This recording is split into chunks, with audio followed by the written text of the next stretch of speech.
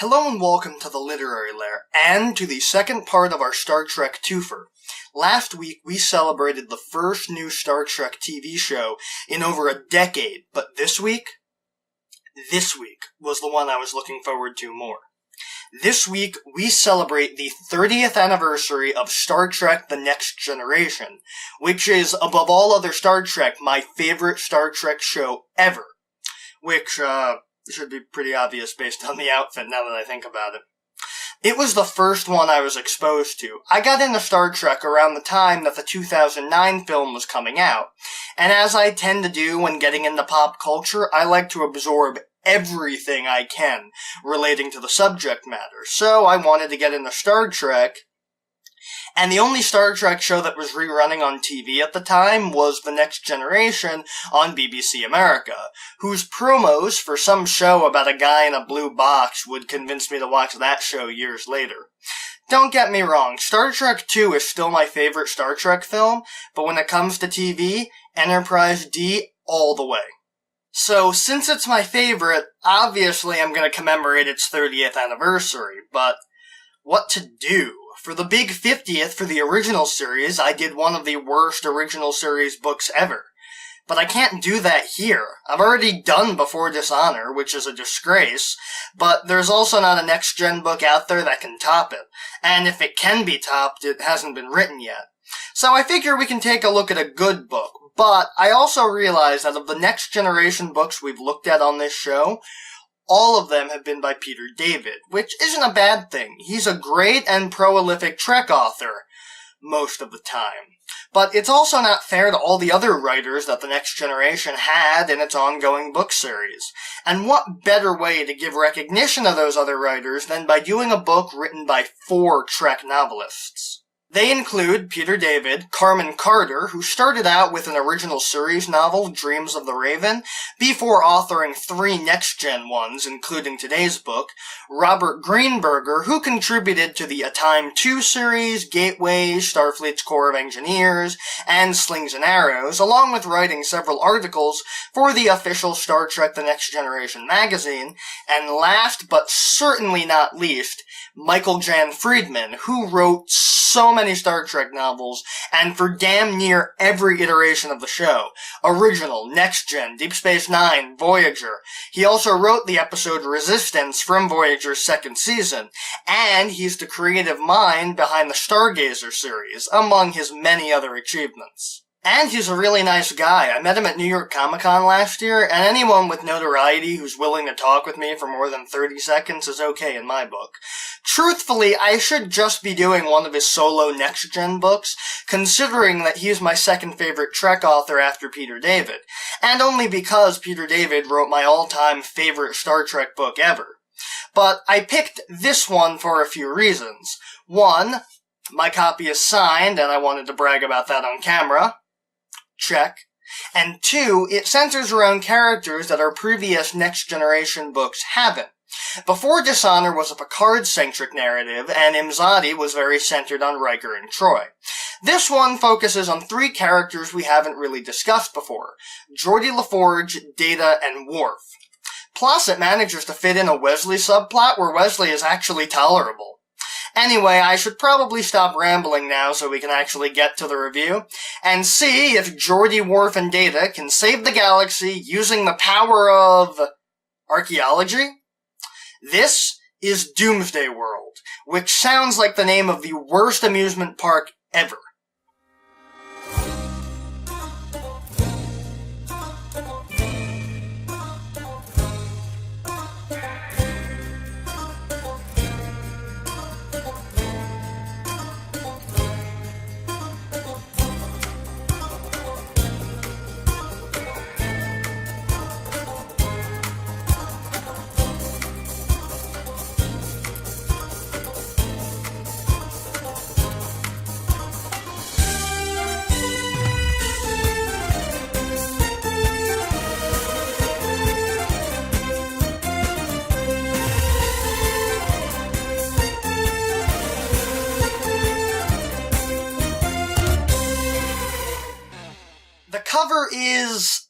like the perfect marriage between the type of Trek covers I love and the type that I despise. It's got a cool, almost painting-like vibe with the huge ship battle in the background, but it also has the stock cast photos of Geordi, Data, and Worf in the foreground. Not to say that it's bad, but it looks like this was just around the time when the trend shifted from the brilliant covers to what almost becomes photo covers. But the composition is good. I like how the logos and titling only take up about a third of the cover, giving us room to see everything else clearly, and it doesn't seem claustrophobic at all. I also like how all three of the characters we see are wearing the mustard gold engineering ops uniform, because it gives a certain completeness to the cover, while three differing colors, wine red, mustard gold, and teal blue, might not have looked as good on the cover. Regardless, I do like this cover. It's very dynamic. Let's see if the book is as good as it looks. The planet centers around Geordi, Data, and Worf assisting at an archaeological dig on the artificial planet Kirlos, a joint venture between the United Federation of Planets and the Kavin hegemony, who both claim the planet and keep a steady truce between their two halves, watched over by the two ambassadors assigned there. The Federation has Andorian Ambassador Stefala, and the hegemony has Ambassador Gregak, formerly one of their best generals. However, before they can go down there, Riker, as the first officer, has the distinguished honor of filling out the proper paperwork that the hegemony requires as the dig is on the Kavin side of the planet. However, he gets out of it when Wesley makes a joke at his expense, and Riker assigns the paperwork to Wesley. Now that's how Chain of Command works. Before they go down, Geordi brings Captain Picard a gift from the dig's leader, NASA Coleridge, a former professor of Geordi's who has since become a friend. Coleridge knows of Picard's past in archaeology and sent him up an artifact of the Arion II culture, the species that formerly inhabited Kirlos but left it for some reason and disappeared from the galaxy. Obviously, Picard wishes he could go down with the away team, but Riker vetoes it. Not because of the danger it poses, though, just because he doesn't want to have to go through the paperwork to get Picard clearance. The team, Geordi, Data, and Worf, who was assigned due to losing a bet with one of his officers, head down to meet with Stefala and then Coleridge, before heading to the site of the dig. The trio discover, through their travels on Kirlos, that conditions between the two governments are at a very tense place as of late. Not help that while they go to an abandoned trading post, trade still happens on Kirlos, but most of it happens in secret due to it being not as on the level. A bomb goes off, destroying the trading post. The Starfleet officers rush to figure out what's going on as tensions arise between the Kavin citizens and the Federation citizens.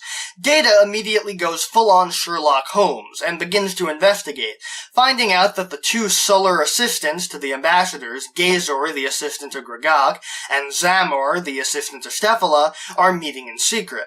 They assume that it has something to do with the attacks, and so they follow them, ending up at a bar. Geordi leaves NASA at the bar to follow the Suller, and she goes to the local museum to get some of her work done, and a terrorist attack happens, this time at the museum, where NASA is the only casualty, making Geordi angry and making him determined to bring her killer to justice. However, as this is happening, a colony is attacked in a nearby system, and you guessed it, the Enterprise is the only ship in range, so they want to recall everyone back.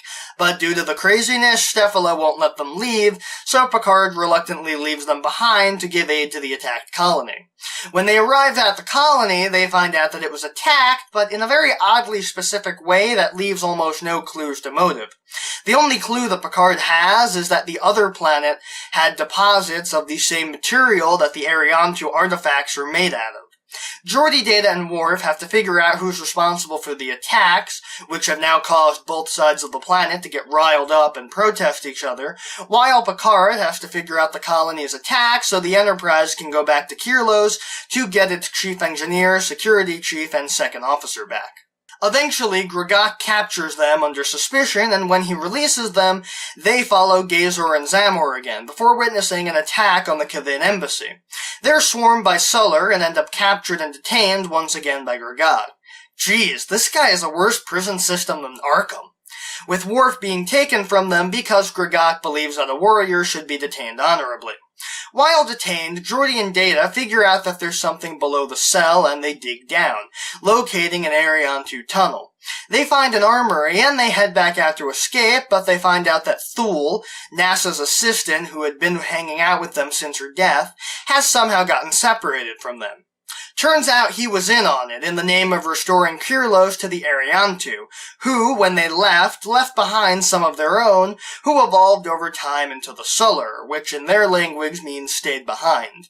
The Ariantu were much larger, and the Suller worship them, doing their bidding, searching for their secret stuff.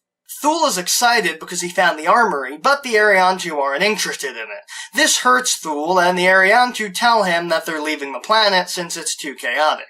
Thule asks if they'll be saving the Suller, but the Ariantu inform him that they were never equals and that they were just using them to get their planet back.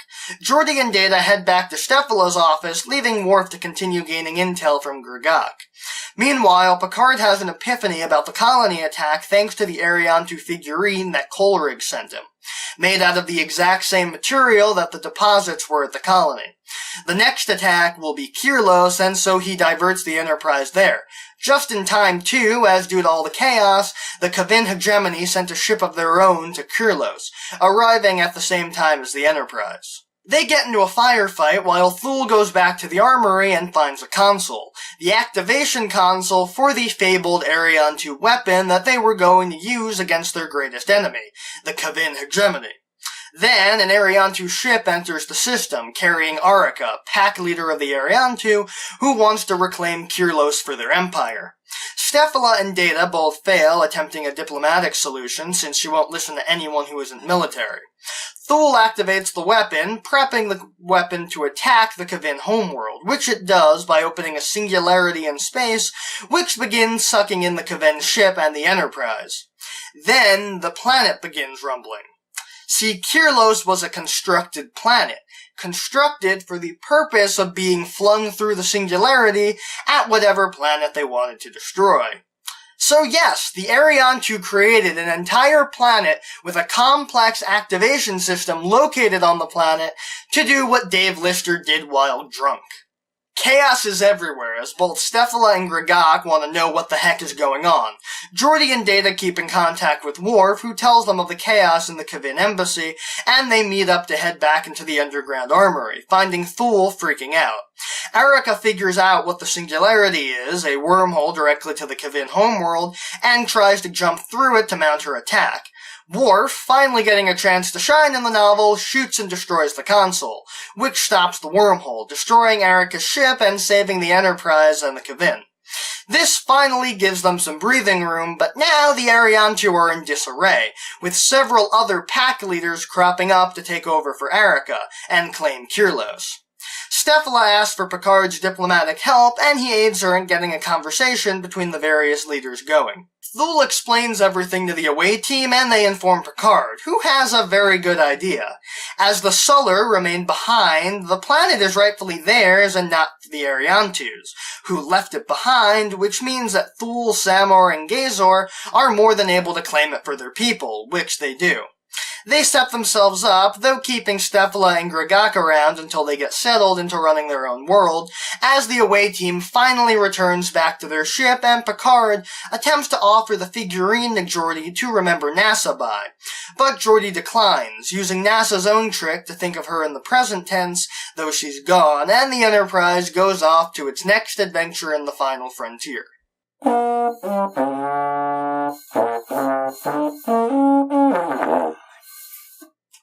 You know, I never could hit that note. We'll be right back. I need more practice.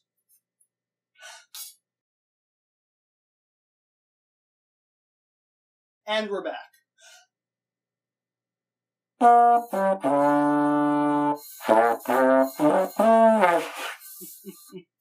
Maybe I'll be able to hit that note on the 50th anniversary. All of the Trek characters are expertly written and exactly in character, which is impressive considering that this was written by 4 separate authors. In fact, the way it was written was why the characters were separated for most of the book, as one author took one aspect of the story. One got the Enterprise story, the other got the Geordi and Data plot, and Worf gets separated from them as well. Likely another way to expedite work on the novel. It was given a final polish by Friedman at the end, but even then, it doesn't feel like 4 people wrote it. It feels like one amazing author wrote it. Geordi especially feels really developed, which is good, because I feel like he was a character that didn't really get a lot of development early on during the show's run. Data, going all Sherlock Holmes, compounded with the fact that this is definitely an early form of Data, coming from Season 3, which was right when the show finally hit its stride. Data is still in his not quite understanding human customs stage, but it's not annoying, because it's used to bring the plot forward and give the reader exposition. Worf is his usual self, but his honor-bound stuff is actually useful, because it's something he can use to get close to Gregok, who has a similar honor complex. The Wesley subplot, which I mentioned early on but didn't talk about in the summary, was very well done. It's basically just Wesley doing his usual I-want-to-be-involved thing, but it's not like he knows all the answers to it. Picard actually gains clarity from Wesley's comments, but it's not done in a Gary Stu way where Wesley magically has all the answers. Which, in my opinion, is how Wesley should have been handled. Kids can have brilliant ideas. The only thing is they can't know more than the capable adults, or it makes the adults look like idiots. If Wesley was utilized more to that effect, he probably wouldn't have the reputation that he has. Picard is written expertly. I have to assume that Friedman did all of Picard's bits, considering how exceptionally well he did Picard in the Stargazer series. Honestly, despite this being a Geordi, Data, and Worf story, Picard's bits were among my favorites. Even the ones with smaller parts, like Riker, Troy, Dr. Crusher, they do really well in the book and read exactly as if the characters themselves wrote the dialogue. I mean, I can see Jonathan Frakes, Gates McFadden, and Marina Sirtis doing everything that Riker, Dr. Crusher, and Troy do in the novel. Same with everyone else, but everyone else were around a lot more and so had a lot of defining character bits. The one who didn't really have those still felt like the characters that they were. I've gotta hand it to the authors. Thule, at least during my experience reading, was done very well. I did not even remotely suspect him as the orchestrator of all the attacks. When he turned, I was shocked. I actually stared at the book like this for a good minute when he turned on Geordi, Worf, and Data. Gazor and Zamor, they were shady from the start, especially Gazor, who rubbed me the wrong way because he's a bureaucrat and I hate bureaucracy. Zamor seemed pretty decent, being the Federation's aide, but I still knew he was a bit shady. What I will say is I understand why they did what they did. I mean, Thule's ultimate use of the weapon, Kirlos itself as a projectile, was bad, but he was just doing what he thought he needed to do to get the respect of his people. It was sort of an inverse of insurrection, but done way better. The Ariantu are the jerks. They abandon their world and then consider themselves better than the ones who stayed. As the longest living species on that planet, the ones who had been there the longest, the Suller, are so much better than that. The issue with the Baku and Sona was that the Sona left and gave up immortality and were the bad guys. This story reverses the roles and it works much better. I also like how the Kavin aren't stupid or too proud for their own good. They work with Starfleet and the Crunch and aren't obtuse. When that singularity is going during their fight with the Enterprise when the Ariantu show up, the Kavin are immediately dropping their beef with Starfleet and focusing on defense, which not too many Trek species will do. Usually the fight is more important to the opposing ship, so I like how this subverted that. It's also understanding how Gregok thinks that Starfleet had something to do with the attacks, considering that they started right when Starfleet arrived, and when they needed it the most, the Enterprise just left. Plus, Starfleet and the Hegemony weren't on the best of terms to start with, so there was motive. He wasn't just imprisoning them because he hates Starfleet, he believed that he was doing what was best for his people. The bit where Stefala tries to win back the Federation citizens, especially John Trimble, who was named for the husband of Bijo Trimble, the woman who saved Star Trek, having been the de facto head of the Star Trek fandom back in the 60s, and organized the letter campaign that got the show renewed, and got President Ford to name the Space Shuttle Enterprise after the Enterprise from the show. was really good and was a unique thing we never get to see. We never actually get to see a protest during an attack from the perspective of a citizen who was actually believing in the leaders, and the way it was written, I felt the fear and uncertainty that Trimble did. NASA Coleridge is a brilliant character, and despite the fact that her death is used for the sake of Geordie's angst in the book, her death is used in a dual fashion, since Thule is also conflicted because despite his desire to help out his supposed friends, NASA was a true friend to him, and he did feel regret for his actions. Her quirks, like loving the speed of the speeder sleds while Geordie is fearing for his life, and referring to her deceased husband in the present tense to always keep him with her, made her developed in the short time that we knew her. I also like how she was tied into Geordie's past, having been the person who convinced Geordie to go into engineering. Overall, this book has really good moments from every character that's in it, and every character, no matter how small the part is, feels fully developed. This feels just like an episode of the show. The ground combat, the ship combat, I can visualize it all. Especially the ending battle with the Singularity. I can see the characters doing everything, as if it was an episode. And having the Singularity show up at the end, while cliched nowadays, since that's how Dino Charge and Season 1 of The Flash ended, was really dramatic, and I was on the edge of my seat, even though I knew that the Enterprise and all the crew survived this. I actually cared about all of the minor characters, the Suller, the Kavin, Gregok, and Stephala, and the narrative is so flawless and fluid. Nothing feels rushed or drawn out. I think it's because of the method of how it was written that makes it like this, with all the subplots being done by the individual authors. I love collaborative writing because I think 2 heads, or 3, or in this case 4, are better than 1. It allows each writer to come up with their own plots instead of one writer coming up with 4 plots. And it really shows how each author just got to go nuts on what they wanted to do with the characters. We get all these distinct stories, but they're all tied together, and we don't have any threads that stay hanging for too long. It's succinct and has the best plot progression I think I've ever seen in a licensed novel. It's also the first book I've reviewed written by 4 writers, so make of that what you will. Overall, the action is perfect. Oh my god, this is one of the greatest books that I've ever read. Did I just quote Chester A. Bum? Whatever. This is definitely one of the best Star Trek Next Generation books that I have had the pleasure of reading. It might just be enough to take Q Squared's position as my favorite. If you're a Next Generation fan and haven't read this, do yourself a favor and read it. You'll probably like it. If you're a fan of any of the authors and haven't read it, you'll love it. And if you haven't read the Next Generation books, this is a decent place to start because it feels like an episode of the show and would be a good way to bridge the gap for you. I first read it after I picked it up at New York Comic Con last year, and usually when I have to read a book to do a review, I skim it because I've already read it. But not this one. It was a delight to reread this. And that was Star Trek The Next Generation Doomsday World. Was it good? Yes it was. I can't think of a better way to commemorate the 30th anniversary of my all-time favorite Star Trek series. Though Star Trek Online releasing the Scant uniform is a pretty good way to do it as well. I was blown away by this book, and all of the writers, Carmen Carter, Robert Greenberger, Peter David, Michael Jan Friedman, are all great in their own right, but I think when working together, they managed to craft one of the finest and most well-put-together Star Trek narrative that I've ever seen that wasn't on the screen. And even then, this is miles ahead of some of the worst Next Generation episodes.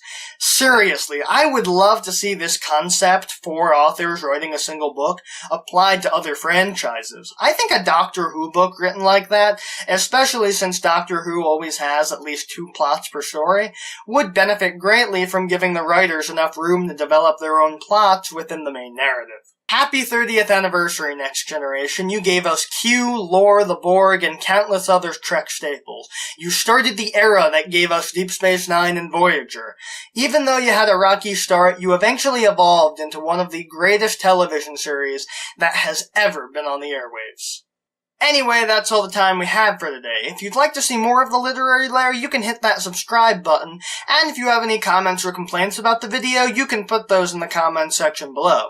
Oh, and if you want to be notified of new uploads, you can hit that bell icon. And if you enjoyed this video, show it to your friends and share it around the internet. And maybe consider supporting the show on Patreon. These past 2 weeks have been great, getting to do 2 Trek reviews back to back, but it was also pretty draining. I think I'll be taking next week off. Plus, New York Comic Con starts on Thursday, so I won't have time to film. See you next time for something that will perhaps be Halloween related.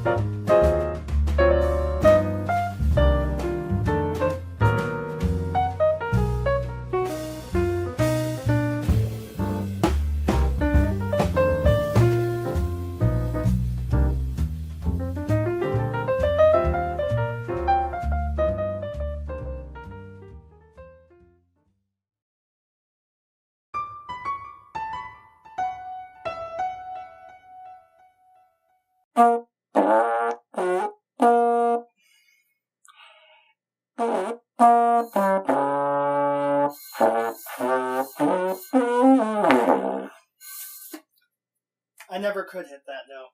We'll be right back. I need some more practice.